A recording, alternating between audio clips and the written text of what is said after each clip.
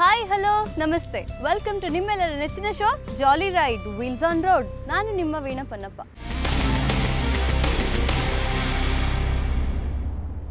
Last week ನಾವು ನಮ್ಮ ಎಪಿಸೋಡ್ನಲ್ಲಿ ಐಂದ್ರಿತಾ ರಾಯ್ ಅವರ ಕಾರ್ ಪ್ಯಾಷನ್ ಬಗ್ಗೆ ತಿಳ್ಕೊಂಡ್ವಿ. ಹಾಗೆಯೇ ಊಟಿಲಿ ನಡೆದಂತಹ ರಾಯಲ್ ಎನ್ಫೀಲ್ಡ್ ಅವರ ರೀಯೂನಿಯನ್ ಸೆಲೆಬ್ರೇಷನ್ ಬಗ್ಗೆ ಸಹ ತಿಳ್ಕೊಂಡ್ವಿ. ಹಾಗಾದರೆ ಈ ವಾರದ ನಮ್ಮ ಸೆಲೆಬ್ರಿಟಿ ಯಾರು, ಯಾವ ವೆಹಿಕಲ್ಗಳು ಮಾರುಕಟ್ಟೆಗೆ ಬಂದಿದೆ ಎಲ್ಲನೂ ತಿಳಿಸ್ಕೊಡ್ತೀನಿ. So once again welcome to jolly ride wheels on road.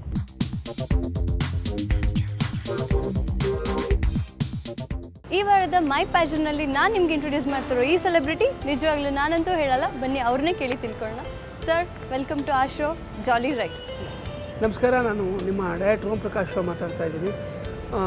ಕೋರ್ಟಲ್ಲಿ ಒಂದು 4-5 ಕ್ವಶನ್ ಕೇಳೋ ಹಾಗೆ ಈ ಜಾಲಿ ರೈಡಲ್ಲೂ 4-5 ಕ್ವಶನ್ ಕೇಳೋದಕ್ಕೆ ಮೇಡಮ್ ರೆಡಿ ಇದ್ದಾರೆ. ನನ್ನ ಕೈಲಿ ಆದಷ್ಟು ನಾನು ಟ್ರೈ ಮಾಡ್ತೀನಿ.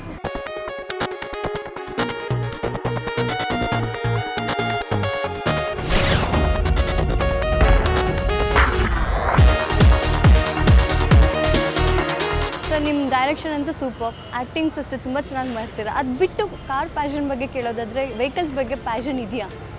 ತುಂಬಾ ಇದೆ. ಯಾವ ವಯಸ್ಸಿಂದ ಬಂತು ಸರ್ ನಿಮಗೆ ಇದು? ಆ್ಯಕ್ಚುಲಿ 17 ಇಯರ್ಸಲ್ಲೇ ನಾನು ಅಷ್ಟೆಂಟಾಗಿ ಕೆಲಸ ಮಾಡ್ತಾಯಿದ್ದೆ. ಚಿಕ್ಕಮಂಗ್ಳೂರಲ್ಲಿ ನಾನು ಕಾರ್ ಕಲ್ತಿದ್ದೆ. ಚಿಕ್ಕಮಂಗ್ಳೂರಲ್ಲಿ ಸರ್ದಾರ್ ಅಂತೇಳಿ ಒಬ್ಬ ನನ್ನ ಫ್ರೆಂಡು ಅಂಬಾಸಿಡರ್ ಗಾಡಿ ಓಡಿಸ್ತಾ ಇದ್ದ. ಅವ್ನು ನನಗೆ ಕಾರ್ ಡ್ರೈವಿಂಗ್ ಎಲ್ಲ ಕಲಿಸಿದ್ದು. ಬಟ್ ಅಂಬಾಸಿಡರ್ ಇವಾಗದ ಕಾರ್ಗೆ ಕಂಪೇರ್ ಮಾಡಿದ್ರೆ ಗೇರ್ಸ್ ಸ್ಟೇರಿಂಗ್ ಹತ್ರ ಬರ್ತಿತ್ತಲ್ಲ? ಹೌದು, ಬಟ್ ಇದು ಆ್ಯಕ್ಚುಲಿ ಈಗ ಈಸಿ, ಬಟ್ ಅವಾಗ ತುಂಬ ಕಷ್ಟ. ಬಟ್ ಅದರಲ್ಲೂ ಕೂಡ ತುಂಬ ಚೆನ್ನಾಗಿ ಕೆಲಸ ನನಗೆ ಅವನು ಹೇಳ್ಕೊಟ್ಟ, ನಾನು ಸರ್ದಾರ್ ಅಂತ. ಇವತ್ತು ನಾನೇನಾದರೂ ಡ್ರೈವ್ ಮಾಡ್ತೀನಿ ತುಂಬ ಚೆನ್ನಾಗಿ ಅಂದರೆ ಅದಕ್ಕೆ ಅವನೇ. So hats off to Sardar. Okay fine. Car ಬಗ್ಗೆ ಹೇಳಿದ್ರಿ, ಬಟ್ ಟೂ ವೀಲರ್ ಬಗ್ಗೆ ಇಂಟ್ರೆಸ್ಟ್ ಇಲ್ವಾ? ಟೂ ವೀಲರ್ ತುಂಬ ಸ್ಪೀಡಾಗಿ ಓಡಿಸೋದು ಜಾಸ್ತಿ. ನನ್ನಿಂದ ಯಾರು ಇವತ್ತವರೆಗೂ ಕೂತ್ಕೊಳ್ಳೋಕ್ಕೆ ಇಷ್ಟಪಡಲ್ಲ. ಕೂತ್ಕೊಂಡ್ರೆ ಅವರು ಮನೆಗೆ ಹೇಳ್ಬಿಟ್ಟು ಬಂದಿರ್ತಾರೆ, ಇಲ್ಲಾಂದರೆ ಯಾರಿಗನ್ನ ಅಡ್ಡ ಸರ್. ಫಸ್ಟ್ ಆಫ್ ಆಲ್ ನಮ್ಗೆ ಹೇಳಿದ್ದು ಒಳ್ಳೆ ಆಯಿತು. ನಾನಂತೂ ನಿಮ್ಮ ಜೊತೆ ಕೂರಕ್ಕೆ ಬರೋದು ಇಲ್ಲ. ಥ್ಯಾಂಕ್ಸ್ ಮೇಡಮ್, ಒಳ್ಳೆ ಕೆಲಸ, ಒಳ್ಳೆ ಯೋಚನೆ ಮಾಡೋದ್ರಿ. ಬಟ್ ಫಸ್ಟ್ ರೈಡ್ ಮಾಡಿದ್ದು ಯಾವ ವೆಹಿಕಲ್ಸ್? RX Yamaha. ಅದು ಯಾವ ವಯಸ್ಸಲ್ಲಿ ರೈಡ್ ಮಾಡಿದ್ರಿ?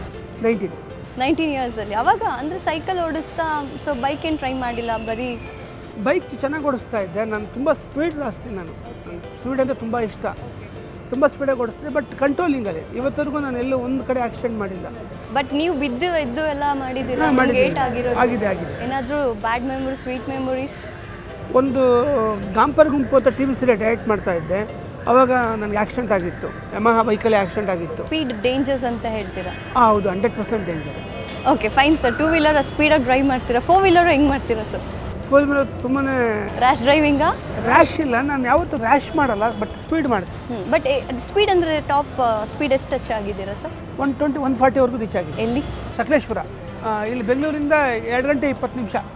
ಸೊ ಬಟ್ ನೀವು ಸ್ಪೀಡ್ ಅಲ್ಲಿ ಅಷ್ಟೆಲ್ಲ ಡೇಂಜರ್ಸ್ ಆಗಿದೆ ಅಂತ ಹೇಳಿದ್ರು ಪುನಃ ರಿಸ್ಕ್ ತೊಗೊಳಕ್ಕೆ ಇಷ್ಟಪಡ್ತೀರಾ? ರಿಸ್ಕ್ ಅಂತಲ್ಲ, ಬಟ್ ಏನೋ ಕಂಟ್ರೋಲಿಂಗ್ ಕೆಪಾಸಿಟಿ ಇದೆ ಅನ್ನೋ ಒಂದು ಆತ್ಮಸ್ಥೈರ್ಯ. ಆಮೇಲೆ ನಮ್ಮ ಚಿಕ್ಕ ಮಗ ಒಬ್ಬ ಇದ್ದಾನೆ, ನಮ್ಮ ಸುಬ್ಬು ಅಂತೇಳಿ.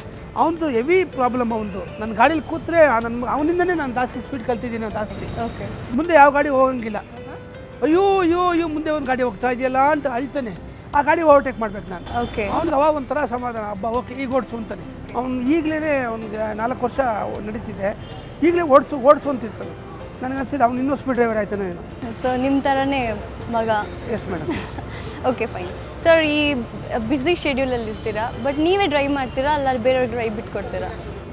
ನಾನು ಹೆಚ್ಚಿಗೆ ಬೇರೆಯವ್ರ ಡ್ರೈವಿಂಗಲ್ಲಿ ಕೂತ್ಕೊಳ್ಳೋಕೆ ಇಷ್ಟಪಡ್ತೀನಿ. ಯಾಕೆಂದರೆ ನಾನು ತುಂಬ ಯೋಚನೆ ಮಾಡ್ತಾ ಇರ್ತೀನಿ, ಯಾವಾಗಾದರೂ ಡ್ರೈವ್ ಮಾಡಬೇಕಾದ್ರೆ ನನ್ನಿಂದ ಬೇರೆಯವ್ರಿಗೆ ತೊಂದರೆ ಆಗಬಾರ್ದು ಅಂತ.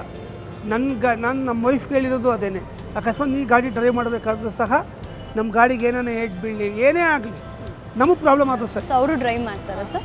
ಯಾವುದೇ ಕಾರಣಕ್ಕೂ ಇನ್ನೊಬ್ಬರಿಗೆ ಮಾತ್ರ ತೊಂದರೆ ಕೊಡಬೇಡ, ನಾನು ಆ ಥರ ಹೇಳಿ ಗಾಡಿ ಓಡಿಸ್ತೀನಿ. Okay sir. ಲಾಂಗ್ ಡ್ರೈವ್ಸ್ ಎಲ್ಲೆಲ್ಲ ಹೋಗಿದ್ದೀರಾ ಸರ್? ತುಂಬ ಕಡೆ ಹೋಗಿದ್ದೀನಿ.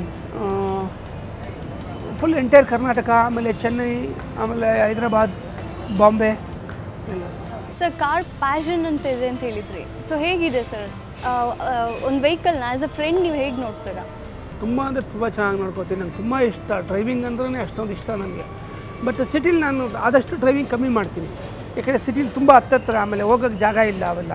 ಅದರಿಂದ ನಾನೇನು ಯೋಚನೆ ಮಾಡೋ ಟೈಮಲ್ಲಿ ಯಾರಿಗಾನ ಡಿಕ್ಕಿ ಹೊಡಿತೀನಿ ಅನ್ನೋ ಭಯ, ಅದರಿಂದ ಓಡಿಸಲ್ಲ. ಬಟ್ ಔಟ್ಸೈಡ್ ಹೊರಟ್ರೆ ಮಾತ್ರ ಖಂಡಿತ ನಾನೇ ಡ್ರೈವ್ ಮಾಡ್ತೀನಿ. ತುಂಬ ಇಷ್ಟ.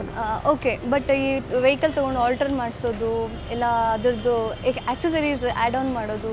ಇಲ್ಲ ಮೇಡಮ್, ನನಗೆ ಒಂದೇನು ಅಂತಂದರೆ ಪೆಟ್ರೋಲ್ ಹಾಕಿದ್ರೆ ಗಾಡಿ ಓಡಬೇಕು, ಬ್ರೇಕ್ ಹಾಕಿದ್ರೆ ಗಾಡಿ ನಿಂತ್ಕೋಬೇಕು, ಇದೆರಡು ಬಿಟ್ಟು ನನಗೆ ಬೇರೆ ಏನೂ ಇಷ್ಟ ಇಲ್ಲ. Okay, so as it is ಹೇಗೆ ಬರುತ್ತೆ ಹಾಗೆ. ಸರ್, ಇನ್ನು ಮೂವಿ ಬಗ್ಗೆ ಹೇಳಿದ್ರೆ ನಿಮ್ಗೆ ಯಾವುದೇ ಮೂವಿ ಇರಲಿ, ಸೊ ಚೇಸಿಂಗ್ ಸೀನ್ಸ್ ಇಟ್ಟಿರ್ತೀರಾ, ಸೊ ಯಾಕೆ ಅಂತ?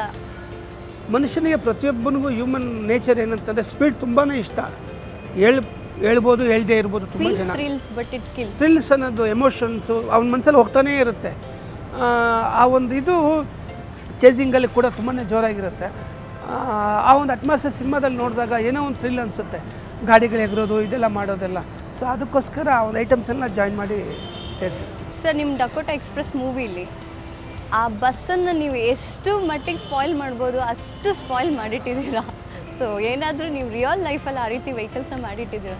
ಇಲ್ಲ ಮೇಡಮ್, ಆ ಥರ ಏನಾಗಿಲ್ಲ. ಬಟ್ ನಮ್ಮ ಡ್ರೈವರ್ ಒಬ್ಬ ನನ್ನ ಕೂಡಿಸ್ಕೊಂಡು ಹೋಗ್ಬೇಕಾದ್ರೆ ಆಕ್ಸಿಡೆಂಟ್ ಮಾಡಿದ್ದ. ಅವನು ನಾನು ಹೇಳ್ತಾ ಇದ್ದೆ, ಯಾವಾಗಲೂ ಗಾಡಿನ ಸ್ಪೀಡಾಗಿ ಓಡಿಸೋರು ಒಂದು ತಿಳ್ಕೊಬೇಕು, ಏನಂತಂದರೆ ಬ್ರೇಕಲ್ಲಿ ಕಂಟ್ರೋಲ್ ಮಾಡಬಾರ್ದು, ಗೇರಲ್ಲಿ ಕಂಟ್ರೋಲ್ ಮಾಡಬೇಕು. ಹೌದು, ಅದು ತುಂಬ ಜನಕ್ಕೆ ಗೊತ್ತಿಲ್ಲ. ತುಂಬ ಸ್ಪೀಡ್ ಹೋಗ್ತಿದ್ದಂಗೆ ಅಯ್ಯೋ ಸ್ಪೀಡ್ ಆಗೋಯ್ತಲ್ಲ ಅಂತೇಳ್ಬಿಟ್ಟು ಟಕ್ಕದ ಬ್ರೇಕ್ ಹೊಡೆದ್ಬಿಡ್ತಾರೆ. ಅದು ಸ್ಕಿಡ್ಡಾಗಿ ಬೇರೆ ಆಕ್ಸಿಡೆಂಟ್ಗೆಲ್ಲ ತುಂಬ ಕಾರಣ ಆಗುತ್ತೆ. ನಾನು ನಮ್ಮ ಡ್ರೈವರ್ಗೆ ಹೇಳ್ತಾ ಇದ್ದೆ, ಶಿವನ್ ಅವ್ನಿಗೆ, ಹರೀಶ್ ಅನ್ನೋನಿಗೆ, ಗೇರಲ್ಲಿ ಕಂಟ್ರೋಲ್ ಮಾಡು, ಅಕಸ್ಮಾತ್ ಗಾಡಿ ಏನೇ ಪ್ರಾಬ್ಲಮ್ ಆದರೆ ಇನ್ನೊಂದು ಗಾಡಿ ತೊಗೊಳ್ಳೋಣ, ನಮಗೇನೇ ಹೆಚ್ಚು ಕಮ್ಮಿ ಆದ ಪ್ರಾಬ್ಲಮ್ ಆಗುತ್ತೆ. ಅದು ಆ ಕೋತಿ ಕೇಳಲಿಲ್ಲ. ಅದು ಸಿರ್ಸಿಗೆ ಹೋಗ್ತಾಯಿದ್ವಿ, ಹೋಗ್ಬೇಕಾದ್ರೆ ಬಸ್ ಅಡ್ಡ ಬಂತು. ಅಣ್ಣ ಅಡ್ಡ ಬಂದ್ಬಿಟ್ಟು ಏನು ಮಾಡಲಿ ಅಂತ, ಹೊಡಿಬೋಗು ಅಂತ. ಅವನು ನನ್ನ ಹತ್ರ ಮಾತಾಡೋ ಅಷ್ಟರಲ್ಲಿ ಕಂಟ್ರೋಲ್ ಮಾಡ್ಬೋದಾಯ್ತು, ಲೆಫ್ಟ್ ತೊಗೋಬೋದಾಯ್ತು, ಹೋಗಿ ಹೊಡೆದ. ಇವತ್ತು ಪೆಲ್ವಿಕ್ ಫ್ರ್ಯಾಕ್ಚರಿಂದ ನಳ್ತಾ ಇದ್ದೀನಿ. ಸೊ ಇನ್ನೂ ಅದು ನಿಮಗೆ okay, that was a bad experience. Yes ma'am. So ನೀವು ಸೀಟ್ ಬೆಲ್ಟ್ಸ್ ಏನೋ ವೇರ್ ಮಾಡಿ ಹಾಕಿದ್ದಕ್ಕೆ ಇಷ್ಟು ಹಾಕಲಿಲ್ಲ ಅಂದರೆ ಕ್ಲಾಸಿಂದ ಹೊರಗಡೆ ಬಂದ್ಬಿಡ್ತೀನಿ. Exactly. So this is a good message actually ಅಲ್ವಾ? ಸೀಟ್ ಬೆಲ್ಟ್ಸ್ ಹಾಕ್ಕೊಂಡು ಚಾನ್ಸಸ್ ಅಫ್ಕೋರ್ಸ್ ಬ್ರೇಕ್ ಅಪ್ಲೈ ಮಾಡಬೇಕಾದ್ರೆ when you wear a seat belt ಅಲ್ವಾ, ಇಲ್ ನೆಟ್ ಇದು ಹೆಡ್ ಇಂಜುರಿ ಆಗೋದು ಇಲ್ಲ ಸೈಡಿಗೆ ಬಂದು ಟ್ರ್ಯಾಪ್ ಆಗೋದು. ಬೆಂಗಳೂರು ಸಿಟಿನಲ್ಲಿ 40 ಕಿಲೋಮೀಟರ್ಗಿಂತ ಸ್ಪೀಡಾಗಿ ಈಗಿರೋ ಟ್ರಾಫಿಕ್ ಜನ್ರೇಷನ್ನಲ್ಲಿ ಪಬ್ಲಿಕ್ ಇದರಲ್ಲಿ ಯಾರಾದರೂ 40 ಕಿಲೋಮೀಟರ್ಗಿಂತ ಜಾಸ್ತಿ ಓಡಿಸೋಕ್ಕಾಗುತ್ತಾ? So precaution is better than cure ಅಲ್ವಾ? ಸೊ ಇದೊಂದು ನಮಗೆ ಪ್ರಿಕಾಷನ್ ಅಷ್ಟೇ. ಇಲ್ಲ ಮೇಡಮ್, ಸುಮ್ಮನೆ ನೀವು ಮಾಡಬೇಕಾಗಿ ಈ ಥರ ರೂಲ್ಸ್ ಎಲ್ಲ ಮಾಡಿ ಬೆಲ್ಟ್ ಹಾಕೊಳ್ಳಿ ಅಂದ್ರೆ ಅದಕ್ಕೆ ಕಾಸು, ಬೆಲ್ಟ್ ಹಾಕೋ ಇದಕ್ಕೆ ಕಾಸು, ಲೈಟ್ ಹಾಕಲಿಲ್ಲ ಅಂದರೆ ಕಾಸು, ಇದಕ್ಕೆ ಕಾಸು.